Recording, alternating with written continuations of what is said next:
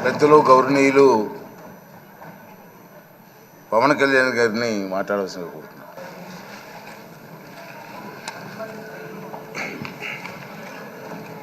పదహారవ శాసనసభకి ఏకగ్రీవంగా ఎన్నికైన సభాపతి శ్రీ చింతకాల అయ్యన్ పాత్రుడు గారికి హృదయపూర్వక నమస్కారాలు, మీ శుభాకాంక్షలు.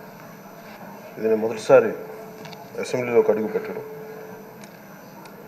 ఇలాంటి సుదీర్ఘ రాజకీయ అనుభవం ఉన్న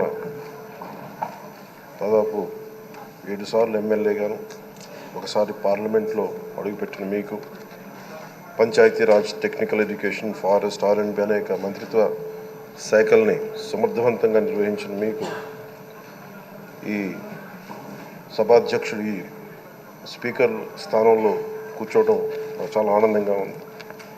ఎన్ని దశాబ్దాలు ప్రజలు రాజకీయ జీవనంలో, ఎన్ని దశాబ్దాలు ప్రజలు మీ వాడి వేడి చూశారు.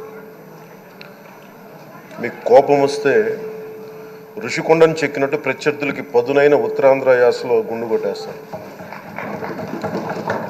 ఒకటే బాధేస్తా ఉంది సార్, ఇకపైన మీకు తిట్టే అవకాశం లేకపోవడం.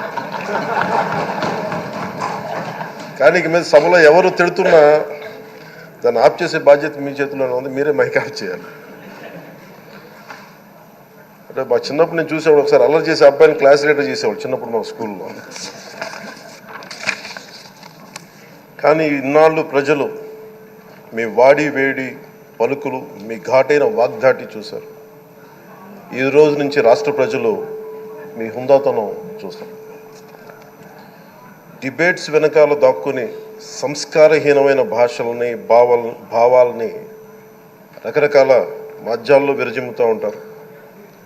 దాని నియంత్రణ మీ ఆధ్వర్యంలో ఇక్కడి నుంచే మొదలవ్వాలి. ఇందాక సభానాయకులు గౌరవ ముఖ్యమంత్రి శ్రీ చంద్రబాబు నాయుడు గారు చెప్తారు, ఆడబిడ్డలు ఏ విధంగా నలిగిపోయారు ఈ రాష్ట్రంలో గత 5 సంవత్సరాల్లో. చిన్న లేదు, పెద్ద లేదు, ఎవరని లేదు.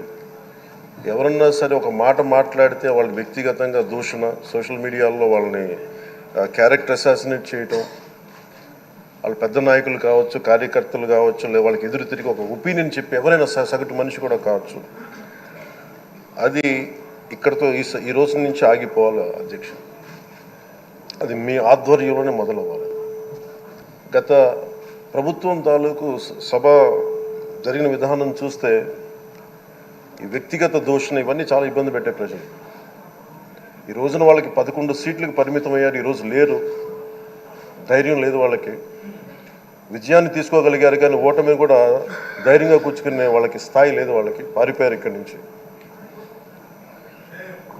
భావంలో ఉండే తీవ్రత భాషలో ఉండాల్సిన అవసరం లేదు. భాష మనుషుల్ని కలపడానికి కానీ విడగొట్టడానికి కాదు.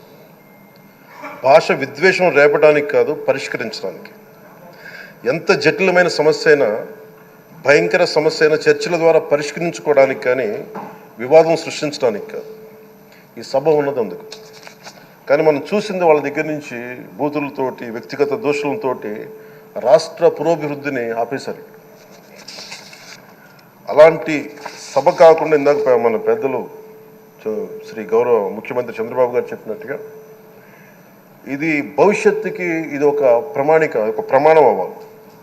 2047 వరకు ఇంత అద్భుతమైన స్థానంలో మనకి ఆంధ్రప్రదేశ్ తెలుగు జాతి ఉన్నత స్థాయికి వెళ్ళాలంటే ఈరోజు మనం వేసే ప్రతి అడుగు అది భవిష్యత్ తరాలకు ఒక నిర్దేశక, ఒక టచ్ స్టోన్గా ఉండిపోవాలి, గిట్ రాయిగా ఉండిపోవాలి. ఈ రోజున ఈ సభలో ఉన్న గౌరవ సభ్యులందరూ చట్టాలు చేయడానికి ఉన్నారు, చట్టాలు ఉల్లంఘించడానికి కాదు. విభేదించడం అంటే ద్వేషించడం కాదు, వాదించడం అంటే కొట్టుకోవడం కాదు. ఇవన్నీ విభేదించడం, వాదించడం ఇవన్నీ ప్రజాస్వామ్యానికి చాలా మౌలికమైన పునాదులు. ఆంధ్రప్రదేశ్ ఆవిర్భావం జరిగి అసలు భాషా ప్రయుక్త రాష్ట్రాల ఆవిర్భావమే మన ఆంధ్ర రాజ్యంతో మొదలైంది. అమరజీవి పొట్టి శ్రీరాములు గారి బలిదానం మీద మన రాష్ట్రం పుట్టింది. 56 రోజులు తిండి తిప్పలు తినకుండా నరకం అనుభవిస్తూ ఆయన బలైపోయారు. ఆయన మరణానికి చేరువవుతూ ఆమరణ నిరాహార దీక్ష చేసిన ప్రతిరోజు మనకి దాదాపు ఈ సుదీర్ఘమైన 6 దశాబ్దాల కాలం 1.5 సంవత్సర కాలం అంటే ఆయన ప్రతిరోజు చావుకు చేరువవుతూ భోజనం లేకుండా ఆయన గడిపిన ప్రతిరోజు మనకి 1.5 సంవత్సర కాలం.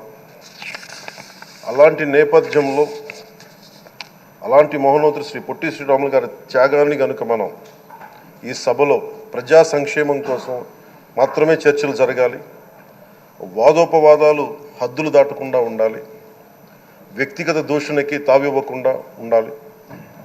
అలా కాకుండా గత ప్రభుత్వంలాగే ఈ సభని తిట్లకి బూతులకి కొట్లాటికి వాడితే ప్రతి నిమిషం పొట్టి శ్రీరాములు గారి బలిదానాన్ని అవమానం చేసినట్టే.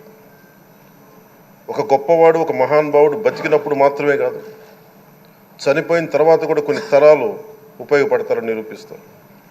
అలాంటి కోవకు చెందిన మహానుభావులు ఆంధ్ర రాష్ట్ర సృష్టికర్త, భాషా ప్రయుక్త రాష్ట్రాలకు శ్రీకారం చుట్టిన ద్రష్ట, అమరజీవి శ్రీ పొట్టి శ్రీరాములు గారి స్మృతిలో ఒక విలువలతో కూడిన ఒక సత్సాంప్రదాయాన్ని తెరలేపుతూ మీ ఆధ్వర్యంలో ఈ సభ జరగాలని, ఈ 5 ఏళ్ల ప్రజాప్రస్థానంలో ఈ విలువైన 5 ఏళ్ళు రాబోయే తరానికి గొప్ప భవిష్యత్తునిచ్చేలా, అన్నం పెట్టే రైతుకి, కౌలు చేసుకునే రైతుకి, రైతు కూలీకి అండగా ఉండేలా, మహిళలకి భద్రతతో పాటు ఉన్నత స్థాయికి ఎదిగేలా, ప్రభుత్వ ఉద్యోగులకి భద్రత కల్పించేలా, పశువు పక్షి ప్రకృతి సర్వజనులందరికీ కూడా మతాలకి ప్రాంతాలకి అతీతంగా సుభిక్షంగా అభివృద్ధి పదంలో ఆంధ్రప్రదేశ్ ఆంధ్ర రాజ్యం అద్భుతమైన ప్రగతి సాధించేలా ఈ చర్చలు సాగాలని కోరుకుంటూ, సభాపతి అయ్యన్న పాత్రుడి గారికి